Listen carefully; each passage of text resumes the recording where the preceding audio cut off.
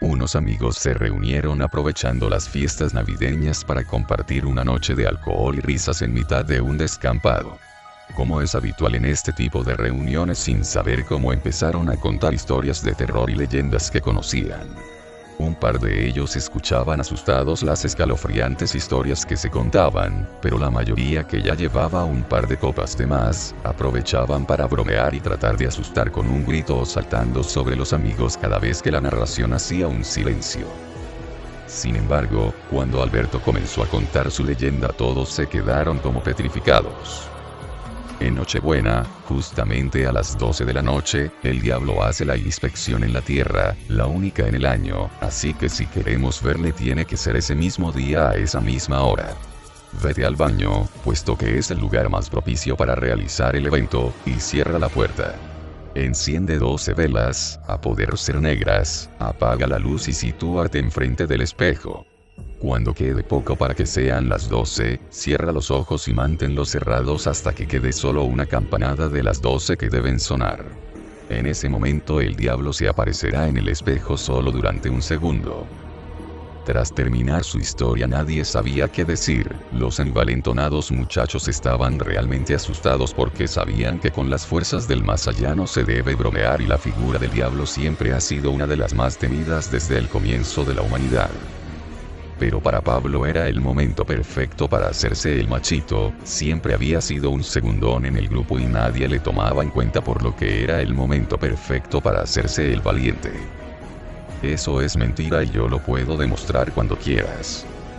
Todos se giraron a mirarle y rápidamente Alberto contestó: si tan valiente eres, ¿por qué no lo probamos? Dentro de un par de días será Nochebuena, yo mismo pongo las velas. Pero si te echas atrás te tendrás que comer las 12 velitas delante de todo el grupo en Año Nuevo. Ok, pero si lo hago y te demuestro lo contrario, quien se comerá las velas, serás tú, por bocazas. El grupo se rió y pasados unos minutos todo parecía haber quedado olvidado, pero para Alberto eso había sido un desafío a su autoridad como el líder del grupo y no iba a quedar así. Por lo que un par de días después se presentó en la casa de Pablo con una bolsa que contenía 12 velas negras, una Biblia satánica que le había prestado un amigo gótico de su hermana, un pentagrama con la cabeza de un carnero y una cámara capaz de grabar en la oscuridad que su padre guardaba en uno de los armarios como si fuera de oro. Su intención era que cuando Pablo viera lo completo de su ritual de invocación se echara atrás y le pidiera disculpas, pero lo que no se podía esperar es que el chico, reafirmado en su intención de hacerle comerse las velas frente a todos en la fiesta de Año Nuevo, bromeara sobre el tamaño de estas. ¿Qué pasa, Alberto, que no las había más grandes? ¿Tanto miedo te da tragártelas delante del grupo que has ido a comprar velas de cumpleaños? Tú tranquilo, Pablito, que cuando te cagues del susto al menos las llamas de las velas ocultarán el olor. Alberto entró en la casa de Pablo y sin dirigirle ni una mirada más pasó al baño de su habitación. Tal y como había visto en varias páginas de invocaciones que había encontrado en internet, colocó 5 de las velas en cada una de las puntas del pentagrama, 4 de ellas a los lados del espejo y las 3 restantes junto a la Biblia satánica que intencionadamente dejó abierta por una página en la que había una especie de invocación ritual. La escena del cuarto de baño con el pentagrama iluminado únicamente por la luz de las velas era digno de una película de terror, y Pablo, a pesar de tener que hacerse el valiente, sintió como se le encogía el estómago al pensar que tenía que entrar solo para realizar la invocación. Bueno, chaval, hasta aquí puedo estar yo en el baño, dijo Alberto con voz socarrona. Por si te echas atrás en el último momento y abres los ojos antes de tiempo, te he colocado una cámara de vídeo. Mucha suerte, espero que la leyenda no sea cierta porque de lo contrario no creo que lo cuentes. Dijo intentando darle aún más miedo. Yo te espero aquí fuera para que no te dé por salir corriendo. Pablo se encontraba adentro del baño con la luz apagada, faltaba menos de un minuto y ya sentía como las gotas de sudor le caían por la frente. Una cosa es hacerse el chulito delante de todo el mundo, pero otra era encontrarse con ese escenario aterrador y disponerse a invocar al mismo diablo por una apuesta. Sin embargo, reunió todas sus fuerzas para no salir corriendo y cuando Alberto le avisó cerró los ojos. Pocos segundos después escuchó la primera campanada del reloj que tenían sus padres en el salón. El miedo que tenía y el silencio era tal que cada una de ellas parecían sonar cada vez más lentas. Al tener los ojos cerrados no percibió que con cada campanada se apagaba una vela, como si el mismo diablo estuviera consumiendo cada una de ellas al ritmo necesario para que se apagaran simultáneamente a cada uno de los clan del reloj. Al sonar la campanada número 11, tal y como le había indicado Alberto, Pablo abrió los ojos. Alberto al otro lado de la puerta del baño esperaba que Pablo se echara atrás y saliera en cualquier momento, pero tras sonar la última campanada todo quedó en silencio. Llamó a su amigo pero no obtenía respuesta, ya había transcurrido más de un minuto y Pablo no salía, así que decidió abrir la puerta. Al abrirla todo estaba a oscuras y solo se escuchaba una respiración ahogada en el suelo, un fuerte olor a azufre inundaba el lugar y Alberto sintió que algo iba mal. Encendió la luz del baño y se encontró al otro chico con la cara desencajada del miedo mientras se llevaba fuertemente la mano al pecho. De puro terror había sufrido un ataque al corazón y lo único que alcanzaba a decir era: "Lo he visto, lo he visto". Al llegar al hospital los médicos no salían de su asombro, el corazón parecía estar bien y perfectamente recuperado, no obstante el chico se encontraba en una especie de shock y no hablaba con nadie, salvo para repetir una y otra vez que lo había visto. Días después salió del hospital perfectamente recuperado, al menos físicamente, ya que nunca volvió a ser el mismo, se convirtió en una persona asustadiza y retraída que frecuentemente se quedaba pensativo y en silencio a mitad de una conversación. Alberto por su parte nunca se atrevió a ver lo que contenía la cinta y decidió tirarla a la basura junto a los objetos que se habían usado en la invocación. Quién sabe si algún día alguien la encontrará y podrá presenciar qué fue lo que vio Pablo antes de que se apagara la última vela. Por su parte Pablo sabe que volverá a ver al día de la ciudad de Toluca a la ciudad de Ixtapan de la Sal. Anteriormente era obligado a transitar por una carretera bastante sinuosa y peligrosa, pues bordea un precipicio sumamente profundo casi vertical y de roca sólida. Actualmente existe una autopista.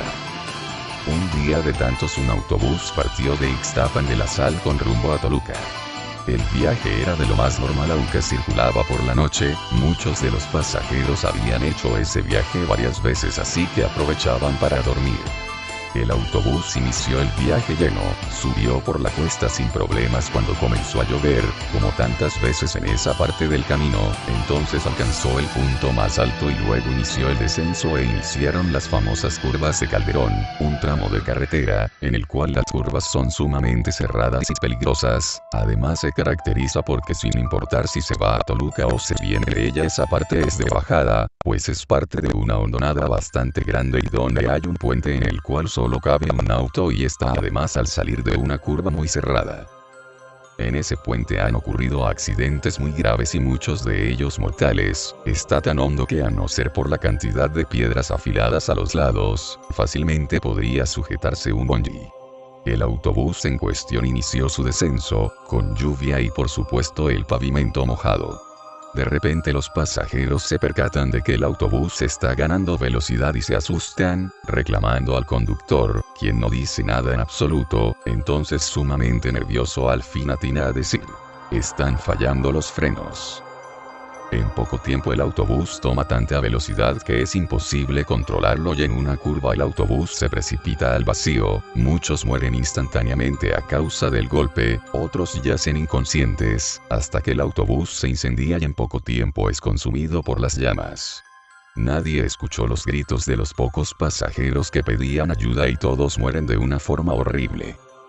Mientras tanto en las oficinas de la central de autobuses no reciben el reporte de que el autobús número 40 de esta línea de autobuses haya llegado, está demasiado atrasado y era el último de la noche de modo que si se averió, no habrá otro que lo alcance y pueda traer a los pasajeros, de modo que se envía un vehículo a investigar. No parece haber rastro de él en todo el trayecto, al menos no hasta llegar a las curvas de Calderón, donde una patrulla de la policía ha localizado un terrible accidente. No hay supervivientes y los cuerpos están unos destrozados fuera de lo que quedó del autobús y otros calcinados dentro del mismo. Solo fue noticia por poco tiempo, pero a partir de esa fecha y por las noches si te encuentras en la carretera de Ixtapan de la Sal, con rumbo a Toluca por la noche e intentas subir a un autobús, es posible que sea el número 40 el que se pare y te abra la puerta. Al abordarlo notarás que es un autobús antiguo, pero en buenas condiciones, y como algunas líneas de autobuses usan vehículos no tan nuevos, no te importará mucho, pero entonces te percatarás de que aun cuando va lleno, con personas de pie, hay siempre un lugar vacío, o 2 o 3, siempre de acuerdo con el número de personas que se acaben de subir. Nadie ocupa esos asientos así que te sientas aun cuando te parece raro, y sientes un vacío en el estómago.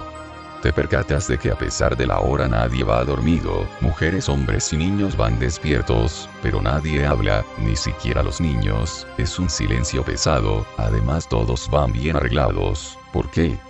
Nadie lo sabe. El auxiliar del chofer, quien revisa los billetes o te cobra el pasaje, comienza pocos minutos después a revisarlos, preparas el importe de tu pasaje pero, jamás pasa a tu lugar para solicitar el costo, eso es aún más raro, pero piensas que al bajar en la terminal pagarás. Llegas a Toluca sin contratiempos, pero pasada la medianoche, entonces el chofer detiene la unidad antes de llegar a la terminal y te dice que debes bajar en ese momento, aunque el trayecto no ha acabado y no entiendes la razón, obedeces. Entonces al llegar a la altura del chofer, el único que habla, y al intentar pagar tu pasaje, te dice que no es nada y añade: baja ahora y no te gires antes de que cierre la puerta o jamás dejarás el autobús. Quienes obedecen, bajan y no se giran, sino hasta que se escucha el sonido de la puerta al cerrar y el motor del autobús arrancar, solo para darse cuenta de que no hay autobús, este mismo ha desaparecido. Los desobedientes al bajar y girarse ven el autobús hecho pedazos, dentro esqueletos descarnados y el chofer mirándote sin decir nada. El autobús desaparece y la persona en cuestión muere unos días después. Se dice que a partir de ese momento su fantasma sube al autobús y viajará eternamente en él, por causa de su desobediencia. Si por casualidad algún día viajas a Ixtapan de la Sal y de regreso tu auto no funciona, no te arriesgues, si es de noche, a subirte a un autobús, quizás sea el número 40. Si es así, solo obedece las instrucciones, de ese modo podrás contarlo, de lo contrario serás condenado a viajar por esa ruta, en ese autobús por la eternidad. Parte antigua de la ciudad española de Cádiz, por la hermosa zona costera de la Alameda Apodaca y frente al monumento del Marqués de Comillas, se yergue imponente una elegante casa de 3 pisos y abundantes ventanas que evoca con su arquitectura épocas pasadas. Cuenta la leyenda que en aquella casa vivía un importante almirante junto a su esposa y su hija. El almirante, que adoraba y consentía a su hija más de la cuenta, le traía un nuevo espejo cada vez que volvía de uno de sus viajes a tierras americanas. Su hija coleccionaba espejos. Y así, como un reflejo del afecto que el almirante sentía por su hija, con el paso de los años la casa fue repletándose de espejos en los cuales la hermosa chica podía mirarse una y otra vez satisfaciéndose con aquella belleza de la cual su padre presumía ante sus amigos y compañeros. Mientras su madre, sumida en las espesas sombras del olvido, sufría cada vez más celos y su resentimiento hacia su propia hija crecía y crecía cada vez más. A medida que el tiempo pasaba, las discusiones y peleas entre madre e hija cada vez eran más frecuentes en los periodos en que el almirante se ausentaba. La relación madre-hija estaba cada vez más contaminada por el secreto odio que había empezado a crecer en la madre, por un sentimiento tan bajo y tan ciego que acabó por arrastrar a crimen a la esposa del almirante. En uno de aquellos viajes de su esposo, la mujer del almirante aprovechó para poner veneno en una bebida, y así acabar de una vez y para siempre con aquella hija a la cual terminó viendo como una rival, a la que debía liquidar para recuperar el amor que le había sido robado. Cuando el padre de la joven regresó, se deshizo en llanto al saber que su amada hija había muerto. Según la esposa, una terrible enfermedad fue la causa de la muerte. No obstante, mientras el padre lloraba desconsoladamente en la habitación de su hija, en uno de los espejos que más apreciaba su hija, apareció como en un mensaje enviado desde el más allá la escena de lo que realmente sucedió y pudo ver cómo su esposa ponía a matar ratas en la comida, un veneno que deterioró a su hija hasta que finalmente murió tras una larga agonía.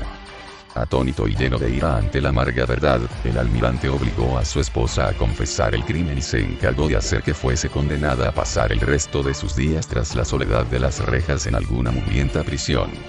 Sin embargo, y pese a haberse hecho justicia, el viejo marinero nunca más pudo vivir en aquella enorme casa en que cada espejo le recordaba a su hija perdida. Por eso se marchó lejos sin importar las consecuencias, dejando tras de sí una casa que permanecería abandonada durante décadas. Durante ese tiempo la historia de la Casa de los Espejos y lo que en ella ocurrió empezó a hacerse más conocida y algunos osados jóvenes aprovechaban la noche para entrar en ella a escondidas y demostrar su valentía o investigar si era cierto que allí aún residía el alma en pena de la chica asesinada. Las personas se adentraban en el viejo caserón, aseguraban que en la planta superior de la vivienda se podían escuchar llantos y lamentos de niña y en el silencio de la noche el sonido parecía rebotar de forma extraña en los espejos, como si el sollozo proviniera de cada uno de ellos. Pero si hay algo aún más escalofriante es el relato de aquellos que osaron romper uno de los espejos. Según cuentan en los fragmentos de estos no se reflejaba su rostro, como si el trozo de espejo se negara a devolver su imagen en su lugar y si uno era tan imprudente como para mirarlo fijamente el suficiente tiempo aparecería la niña muerta reflejada, asomando lentamente su cara con una expresión de ira que haría palidecer al más valiente. Normalmente aterrorizados huían lo más rápidamente posible del lugar, y mientras escapaban, podían ver por el rabillo del ojo, como la niña les observaba desde dentro de los espejos que aún seguían intactos. Actualmente la casa ha sido restaurada, sus paredes se han pintado de verde y en su entrada se ha colgado un cartel que dice: Alameda Apodaca S.L., venta de viviendas de lujo. No obstante, toda esa fachada es una máscara vacía que no engaña a nadie, pues todo el que conoce la leyenda y cree en fantasmas, mira con cierto temor respecto a aquella casa en la que hace apenas unos pocos años los jóvenes seguían organizando incursiones en grupo o concursos para ver quién se atrevía a permanecer más tiempo dentro del caserón.